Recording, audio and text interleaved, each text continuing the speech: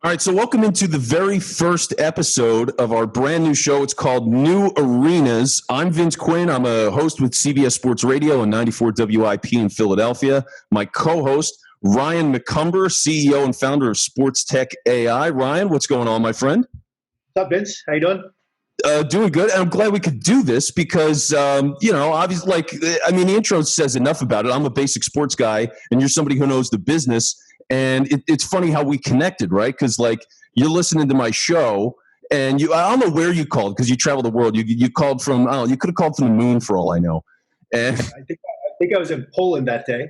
But we called into the show. It was your overnight show, so it was probably like 2 o'clock in the morning, and you were talking tech.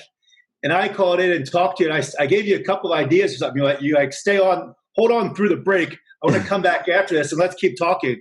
And we talked about the fan-controlled football league. We talked about analytics.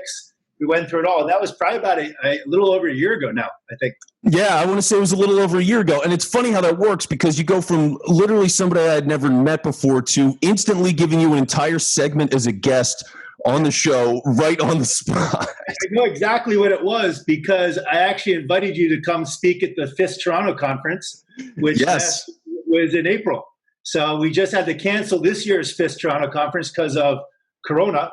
And I remember we're looking in tickets, and I told you we can have you on a panel up there. That's why I called and actually gave you a little plug for it. You were talking about, anyone who wants to go to Toronto, you can learn about sports tech, and you can head on up to Toronto in April. I think it was April 18th or something last year. Yeah, and then I couldn't make it. I ended up having a bachelor party at that time, so I couldn't make it. It would have been a bad look. Like, hey, sorry, buddy, I got to go to this tech conference. So I went to the bachelor party. But it's funny how things work because here we are a year later, and now we're actually going to sit down and do a show together. So what we're doing here is, first off, again, the show is called New Arenas, and the idea is, it's sports and technology. It's all these new, what's on the horizon? What are these new things that we're going to see? And, really in every aspect of the stadium, right? And you're going to know this better than me. Like the sports tech aspect is not just necessarily something on your phone during the game, but it's like everything around sports, And so if you want to speak to that, feel free, because, again, you've just been so into this. There's never a better time to do this because they're physically going to be new arenas. The whole arena is going to be different. Now, our fan experience as we knew it 3 months ago is not going to be the same. Now, we're going to go down to a Sixers game, and it's going to be, we're not going to be allowed to go when the games come back. Game won't even be in Philly. The game's going to be in Orlando. But physically, the world is changing, and technology is ever more present and going to advance every single league, every sport around the world. Then, Vince, we actually met for the first time in Philly at the Comcast TechStars program. I had a startup coming out of that. We'll have later on one of the shows down the road, but I started to introduce you to this whole startup world of tech and sports, and you started putting two to two together. The average fan doesn't realize, but they care, and things are changing. Simple things like innovation of instant replay is positive and bad. But what about when you can watch the instant replay on your phone? And what about when you can record it and slow it down? Then the fan actually cares. They know more than the umpires do. Some people poo-poo technology. I'm actually excited for baseball to come back because we're not going to have some umpires. It's going to be more official balls and strikes. But anyway, we're going to talk about all this stuff. But go ahead. Well, yeah, and so what we're going to be doing is we're going to get all sorts of people on the show. So what we're going to be doing is a lot of guests, a lot of people that are attached to especially startups that are in the world of sports tech. And so what are their ideas and what are they planning to do and how is this going to apply? And for the regular fan, what does that mean for them when they're going into these stadiums or they're watching the game at home? And we've got a couple of guests lined up for the second episode already that we're going to get into all sorts of crazy things. Tailgates from home, how those parties are going to work and all sorts of great stuff. But that's what we're going to do generally on the show. So we're going to be doing a lot about sports and technology and what that means. And so I guess with that, and by the way, we are powered by your FIST Global Series, so that you talked about it going on in Toronto. So what we're going to do now is we're going to bring on our very first guest. And joining us today, our special guest, our first guest, Amir Raveh, founder and CEO of Hype. And Amir, thanks for taking a couple of minutes to join us on the show today. Pleasure. Thank you for having me. So, yeah, Amir, so you're the CEO, you're the founder of Hype Sports Innovation, and you guys are running it's the Global Virtual Accelerator. So real quick, just for what you guys are doing, what is the Global Virtual Accelerator? What's going to be happening here? So, thank you. Thanks for this. And, sports innovation, for me, these are the biggest passions of my life. We have a great, honor to host the first Global Virtual Accelerator, which is happening now. And, post-COVID-19, a lot of changes has happened around the world in all topics. But I think in terms of sports, the clubs, the brands, everybody understood that sports needs innovation now more than ever. And for that, we teamed up with great partners and great friends from all over the world. Ryan McCumber is one of them, of course. And together, we put together a global platform allowing startups from all over the world to solve the new problems, the new challenges of sports. We had so far crazy numbers of registers, totally exceeded all expectations. To this morning, we are standing on 1,072 startups that registered from all over the world. And we are now in the selection process and looking to choose the best startups. And helping us are great partners, teams, clubs from all, I would say the legendary teams in the sport world, and maybe we can mention a few names later on. Well, yeah, and we would certainly love to hear that. But I guess for when you've got over 1,000, I think you said 1,072 different startups that are applying to be a part of this, what are you looking for? Like, what makes a company that is a good fit for you and what you're running? Yeah, it's, with startups, one of the comments or feedback I get from clubs when I speak to clubs and teams, whether it's in Europe or in the States, if they have somebody in charge of innovation in the club, usually they see a great startup. They think it's great because they see a great video or a great presentation, but then after spending 2 months, 3 months on the startup, they find out that the startup has very little traction, and mainly it was a great story. What we are doing here, obviously with our partners, is that we have created a funnel and we have the experts that are choosing the real great solutions that are addressing the real challenges of the sport these days. So, in other words, we are looking for startups which have real validation, I mean external validation, the fact that they say they are great, not enough. They need to have a third-party validation, whether it's an investment for a third party, ideally a recognizable fund, not just an angel. They need to have some kind of traction, ideally happy customer that they can share a success story with. So we are not looking for early stage ideas. We are looking for companies that already have created some initial success, but they want to join the Hype network of over 12 accelerators globally, of 40,000 people which are getting our newsletter on a bi-weekly basis, and our global partners all over the world, which we can really provide them with a fast track, not only to partnership and pilot, but also to money.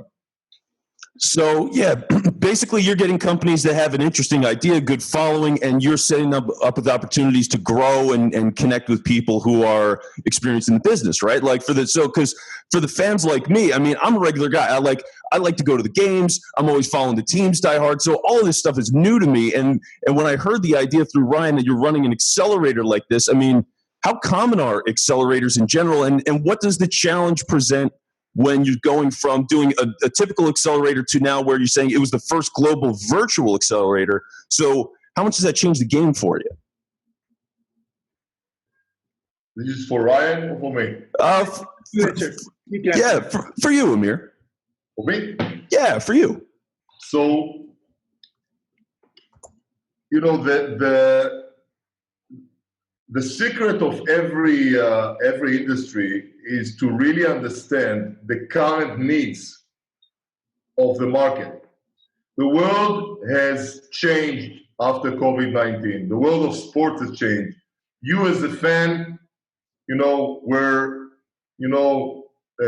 prevented to go to matches in the last few months. You still are, everything is changed now, basically. Also, when you come back to the stadium, probably it will be a different experience. It will be all no touch, social distancing. They are now looking at more advanced way to broadcast, like a special angles of cameras that we'll get in, because if we are seeing it from at home, we want to have different. So everything is now, I would say, on one hand, is changing, advancing, and also there is more openness for digitalization. People were a bit reluctant. I think now people feel comfortable with going to a landing page and filling up a form. It's all becoming more, I think, generation-wise. And this will speed up innovation, and it will have huge impact on sports, on all the processes and the experiences we have as fans, as spectators, as recreational players. Everything is now going to be affected by great innovation. And people ask me sometimes, what do you mean sports innovation? It sounds like a very small niche. So if you are looking at that, it's not really small. There are so many topics now, from broadcasting to fan engagement to performance analytics, smart stadium solutions, post-corona solutions technologies, e-sport, fantasy sport, betting, sports betting. So, we can, each of those, it's a huge, huge topic, which is now growing. So I think that's a great challenge. And for somebody like me that has great passion for sports, it's a good place to be. Well, yeah, and that's the interesting thing because, excuse me, so for me, the interesting thing is because as a sports talk host, when you're looking at all these different leagues and teams, I mean, they're trying to come back, right? And so for them to come back and play games, you think about all the different logistical problems that they're going to have with getting fans in and getting the teams and players together and traveling and whatever it's going to be. And to think about all of these, for all of these problems they have, there's all these businesses out there coming up with solutions for those problems. So it's great that you're doing this, and to see the scope of just how involved it really is, how much is going on for a sports fan, like behind the scenes, how much is really going on to get all of this together. Now, for somebody who's heard me on Sports Talk Radio, Ryan's listened to my show a couple of times, and I know you guys have a bit of a connection. So for Amir, how have you and Ryan connected? How do you guys know each other? Why don't I take that? So all right. It's basically going back a few years ago, I was the global head of sports tech for KPMG. It's actually living in Australia of all places, even though, you and I both go back to Philadelphia roots. And Hype launched its program, and Hype actually did one of their first, they do these top 50 competitions. They were doing one in Philly of all places. And I was actually supposed to go to it. It was going to be at Temple during the NFL draft. I couldn't make it back for that one, but I first went to the one they did in Cardiff in Wales. So it was during the UEFA Champions League finals. So soccer, the very finals, for the largest finals in Europe. Met up with these guys, and Amir, we've been friends ever since then and been, worked together. I've been judges. I've been participating at certain events. And then last summer at Chelsea Stamford Bridge during the Yankees-Red Sox game, they were running an accelerator in London, and they doubled as their demo day. They came on and sponsored my event. So all the startups that they had come through the accelerator, we promoted them at my event at Chelsea Stamford Bridge. So that was kind of when we did something really official last summer, more formal, really together. And then if I can fast forward to where I am today, I'm in Portugal. And literally, I know exactly when this happened because I came out of the airport. I came to Portugal for 4 days. I was actually getting in the taxi when Amir called me. and he said, hey, let's kick off an accelerator. We want you to run it, and let's focus on football, because I focus on a lot of, I have a global football alliance. I said it was a fantastic idea. Amir's comment, I remember this too. He even said, Ryan, at least somebody's traveling. And I said, yeah, well, why wouldn't I travel? I mean, that's all I do is travel. And we were 2 days later, the world shut down. I think so, yeah. 2 days later, the world shut down. I now can't travel. I've been stuck in Portugal ever since. I'm going on 76 days today. But the original football one, unfortunately, that's being led by a group out of Spain. And at the time, Spain was just in more chaos. At the very time, as it hit the U.S., Spain was one of the worst. Spain and Italy were paralyzed. They just couldn't mobilize fast enough. And I came back to Amir. I said, look, let's look beyond football. Let's look at let's look at every sport, every startup, every sport is going to face the same challenges when it comes to fan experience. We're not going to have fans in the stands. We don't even have games right now. So how do we even engage with fans right now? And the idea behind it was, let's take one sport, one team per league. Let's try to make it as geographically based and spread out as possible, and try to pick, clubs from all over the world. And at the end of the day, we got Daniel from the Golden State Warriors, who came on board, and Christian Lau, the CTO of LAFC, were kind of the two cornerstone clients. And for anyone who knows, obviously the Golden State Warriors are one of the most advanced clubs in the world, just based on being in Silicon Valley. But a lot of people don't know that LAFC shares some of the same ownership group as the Warriors. And they're actually, if not as advanced, if not more advanced. I mean, they actually try things off at LAFC first before they would take them up to the Warriors.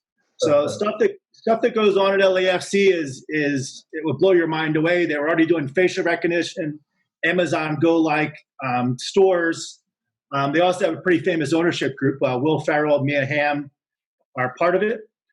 So from there, we expanded, and I will walk through the other partners because we're going to talk about this. So we got the Miami Dolphins from Miami. Then we added Toronto Blue Jays to check off a Canadian box, but also add the Blue Jays. The Rogers Center is a fantastic place. I actually do an event in Toronto every year called Fists. That was good to check that off. Then we took the New York Islanders to have a New York participant. So basically we have LA, San Fran, Miami, New York, and then Canada. So we have all regions of the US covered. We looked international. We took Tennis Australia, down from Australia, to add tennis as a sport. For those that don't know, Tennis Australia is probably the most innovative when it comes to customer and fan experience and digital. They do a lot more things than, say, you'll see at the US Open or Wimbledon. Then over in Europe, we grabbed PSG, which is Paris Saint-Germain, one of the largest football clubs in the world, and definitely doing some really cool, innovative things. Through the Hype Group, we got River Plate. For those who don't know, it's in Argentina. It's one of the largest soccer clubs in Latin America. We took on board FIBA, which is the basketball association around the world. So kind of, in a way, in essence, it doesn't govern the NBA, but it governs the whole world when it comes to basketball. Who am I missing? Oh, then we got Belgian national team. So PSG is an individual club, and then we have the Belgian Federation. And they are the number one FIFA-ranked country in the world. Excuse me, Amir? Acer. Yep. So then the last one we took up in the UK, the Acer Fund is a pretty famous sports tech fund, but more importantly, the ownership owns Leeds United, which just won the championship, going to be in the Premier League in the UK, and then they also own 11 Sport. So I just went through the 12 partners. We cover, in essence, 6 sports, 8 countries, and 4 continents. So this is truly global. Wow. And so let's do this then, because you've got all of these teams from around the league, and you're getting all of these businesses over 1,000 different ideas that are all coming together or trying to at least get involved in this global accelerator, global virtual accelerator. So what is the process going to be exactly from start to finish here for the different companies that you ultimately do select? What is that progression from the starting point of getting in and how this thing's going to wrap up? And I guess we'll start with Amir, and Ryan, if you've got anything to add. Yeah, Amir, just want to talk about the applications coming in and kind of start of the process. Yeah, the whole process for it. Yeah, again, the funnel of I would say, identifying the startups, as Ryan said, is first of all understanding the real needs and the real pains of our partners. And Ryan mentioned one vertical. We have actually 5 verticals. Ryan is managing this vertical that is focusing on clubs and federations. We also have I would say, vertical focusing on esports and media. We have a vertical focus on China and startups looking to get into China, which is a big deal now in sports. We have a vertical focusing on the customization and personalization of sports, together with Loughborough University in the UK, as Ryan mentioned earlier. That's his 3rd year now. And we have another vertical focusing on high performance as well. So these are the 5 verticals. And what we've done is we are doing each vertical has its own funnel. So we take the best startups in each topic, interview them, look at their validation, what they've done, and we are picking the best 25 startups in each vertical to a boot camp. Ryan can mention a little bit about the crazy roller coaster that he has created next week for the boot camp. But these startups are going to go through a major roller coaster together with the teams and the clubs. And after that, we would like to identify the best 10 startups out of the 25 that will start the program and get all the value of doing pilots, POC with those brands, getting access to investors, etc., etc. Yep. So Vince, to come back to what Amir was saying, start off with 1,000 applications. Probably about 600 of those came across my desk. Had the pleasure of reviewing all 600 of those recently, and then we picked out roughly the best ones. I wasn't targeting 50, but I actually found about 56 that were standouts. I've had one-on-one calls with those 56, convincing them to join the program and working through it. About 25, some will be fallout, some they just don't fit, some weren't targeting these type of clients. But about 25 will come to the boot camp next week. We're actually going to talk to 3 of those later this week, Vince, you and I. 3 that I kind of handpicked to pre-select and pre-talk to on episode 2. But basically, 25 come into the boot camp, and this vertical is being run a little bit different from the other verticals. But of those 12 partners that I went through, they're each going to spend 1 hour each explaining to these startups about how they've adapted to Corona. What are their specific challenges? So what are the Miami Dolphins challenges? And how's their respective sport coming back? Vince, you would have seen, the NHL is out in front of this. NHL has a plan. That says a lot more than Major League Baseball. There isn't really a plan. Baseball is fighting over money. But NHL is going to come back. We'll hear how the Golden State Warriors, how the NBA is going to come back. So next week, there's probably going to be more clarity in all this. And we'll hear from Daniel at the Warriors on, what the plan is to send everyone to the bubble in Orlando. We'll also spend time with what are those challenges. So each partner will discuss their challenges with all the startups, have some Q&A, and then on Thursday next week, so Thursday the 4th, is going to be pitch day, and that will be broadcast out live. So everyone listening to this can log in on Thursday, can hear those pitches live, and it's going to be almost a Shark Tank-like competition. So each one of those partners is going to be listening to who they want to really move forward with. So the Miami Dolphins, the Toronto Blue Jays, Paris Saint-Germain, they're going to pick somewhere between 5 and 7. There's no maximum. There is a minimum. They have to pick at least 3. But who do they want to move forward with and learn more about? So on average, we'll probably get somewhere between 10 and 15 will be selected. If you're just selected by one partner, you're going to be in the program. If you're selected by 12 partners, happy days. You're going to have a lot of work to do over the next few. But basically, we move into weeks 2 versus week 6. Let's say the Miami Dolphins have selected 5. The Golden State Warriors have selected a different 5. There will be some overlap, but they'll go through meetings, roughly 1 meeting a week, almost your normal business development cycle of the first meeting you have a demo, then you talk commercials. How's this going to impact the fans? Do we need to integrate to the app? Do we need to integrate to the stadium? And the types of solutions, just give the audience a little idea. We're getting stuff from how to sanitize the jerseys, how to pump sound into the stadium when the stadium's empty. So fans at home can actually hear people cheering, and we can pump that into the stadium. How do you provide a virtual tailgate for fans? How can Eagles fans who aren't able to go to the link, how can they watch the game at home but get some exclusive content? Maybe play some cornhole game on their phone, bet against each other. A virtual tailgate that's being created for them. How do you give your season ticket holders something LAFC is doing? They're actually going to be shipping food to people's houses from the stadium. So exclusive fans who are used to eating the same food every day, they're going to be shipping them a discount of fans back to their house because they can't come to the game. Wow. So these are the solutions we're coming up with and we're going to be hearing about. And they'll go through up until week 6, so somewhere between 3 and 5 meetings, one-on-one with the startup and the partner.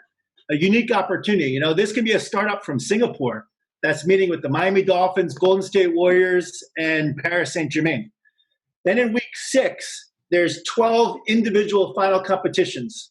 So one session would be, let's say, the Miami Dolphins session. They're going to have some executives from the Dolphins. And those 5 startups are now pitching their final proposal of what does a final solution look like. And then the Dolphins are committed to picking one to do a trial with one. They may pick 2 or 3. There's nothing saying they can't pick more than one. But they'll then kick off a pilot or a trial to see if it works, to prove a business case, and then ideally move into commercial terms. It's amazing. So, yeah, because you have this reality show sort of vibe because you're picking all of these different companies and then you're pairing them up with teams and they pick who they like and working out a final deal. So it's a crazy process. I mean, for me as a guy that has not been involved with this on any stretch of the imagination, I love the process. I think it's so fascinating. And I guess for Amir, with you and Hype, I mean, how many of these have you run? How many accelerators in general have you run, or how many do you run in a year? And what are some success stories from running accelerators like this over the years? Yeah, we started this back in 2015, and we ran now, I think it's our 22nd cycle of accelerators around the world. For us, success means that we work with clubs, federations, and we solve the problems. We work on finding the right solutions, technologies that will enable them to push forward and create some kind of leverage and create new revenue engines within what they are. So, this is our partners. We have project with FC Cologne in the Bundesliga, now the 3rd year in a row, which is, I think, they are now regarded as, I would say, one of the most innovative clubs, certainly in Europe. And I think we're very proud of this relationship. The same we have, and again, with startups. We have, startups that joined us in 2016 and already made exits. One of them just invested in our parent company and our fund. So, we are in quite a, I would say, fortunate place to provide services both to the startups and to our customers, the brands and the clubs, and in topic which we love. Now, maybe I want to share with you a thought I had this morning. Maybe I'll share it for the first time out loud. Maybe it's total bullshit, but Ryan, you can tell me. But I thought about the fact, people are listening to us now. They say, these guys, sports innovation, sports tech, what the hell? Let us see some great sports, and what is all this innovation conversation? Maybe, I don't know. But I believe that innovation as such has the power to make, in the future, small clubs, fairly small clubs, worth more than the Manchester United and the Golden State of the world because of innovation. Let me give an example. Elon Musk, if you look at the company valuation of Tesla, this worth now more than Volkswagen, which owns Audi and 5 other brands. Why is that? Not because of his financial results. It's more because the innovation part and the vision. Now, if you come to a small club which understands innovation, the power of social media, understand how it should work, look at the tendencies, look at the fact that the players are bigger than clubs today. You see what's happening with LeBron James, you see what happens with Ronaldo. You know, people are not supporting, they support Ronaldo. He now goes to Juventus, they support Juventus. And clubs will not go to, players will not go to clubs that are not innovative and does not know how to work with the digital platform.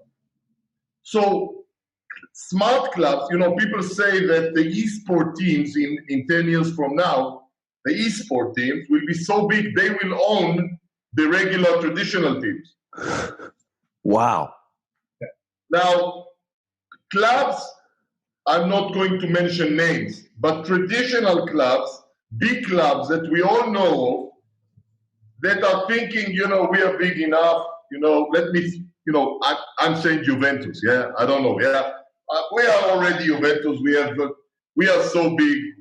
If they will not understand the power of innovation, the small teams which will understand and know how to connect to the young players when they are 15, the young esport players, the young, and because it's not the same when I went with my father to a Maccabi Tel Aviv game, and it's different. The kids today have more opportunities.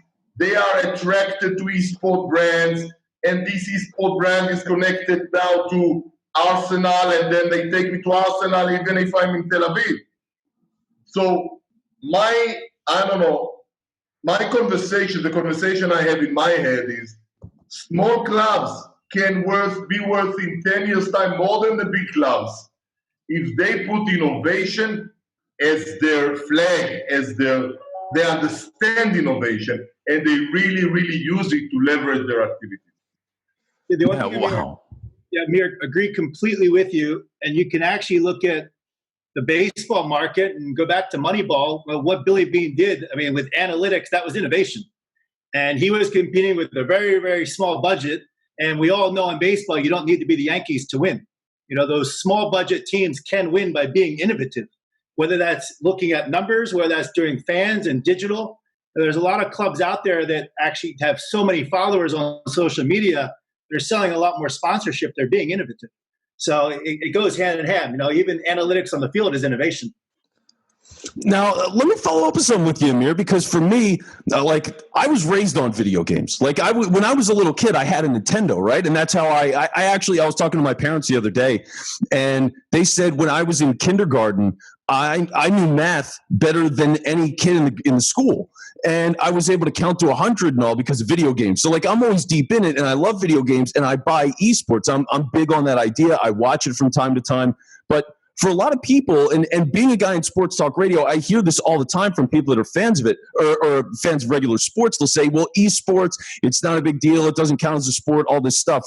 So for you, having that international perspective and being around esports and focusing on esports, you mentioned it a couple of times today. I mean, for those people who don't get it, how big is the industry of esports right now, and why is it that they're going to be able to go and buy the teams? Thank you for the compliments, but I'm definitely not an esport expert. Okay. But I will say the following. Esport